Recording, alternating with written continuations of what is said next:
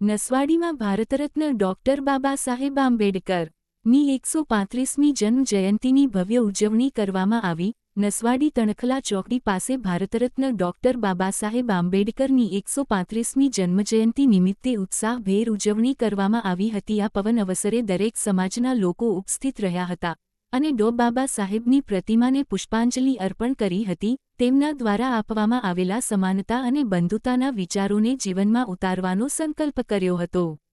જ્યારે દલિત સમાજના યુવાનો દ્વારા બાબા સાહેબ આંબેડકરની પ્રતિમા આગળ સર્કલને ફૂલોથી શણગારવામાં આવ્યું હતું। જ્યારે જય ભીમ નારાથી વાતાવરણ ગુંજી ઉઠ્યું હતું। જ્યારે આગેવાનો, બાળકો, યુવાનો, મહિલાઓ મોટી સંખ્યામાં ઉપસ્થિત રહી તણખલા ચોકડી ઉપર ભવ્ય ઉજવણી કરી હતી અને આસ્થા અને એકતાનો સુંદર સંદેશ ફેલાવ્યો છે।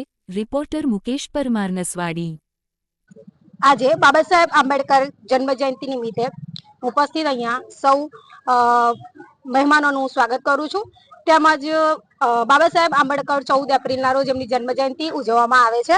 આખા ભારત દેશની અંદર એમનું જેટલું આપણે કહીએ એટલું ઓછું છે। તો એ સોશિયલ રિફોર્મર છે, ઇન્ડિયન કોન્સ્ટિટ્યુશન છે, તેમજ એમણે ઘણા બધા સંઘર્ષ કરીને ભારત દેશને આગળ લાવ્યો છે અને સંવિધાન રચ્યું છે।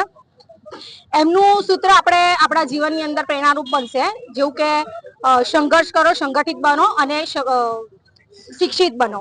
આ એમનું જે બી સૂત્ર છે આપણે જે બી યંગર્સ છે એમણે બી ફોલો કરવું જોઈએ અને એમના જે સંવિધાન છે એને આપણે અનુસરવું જોઈએ।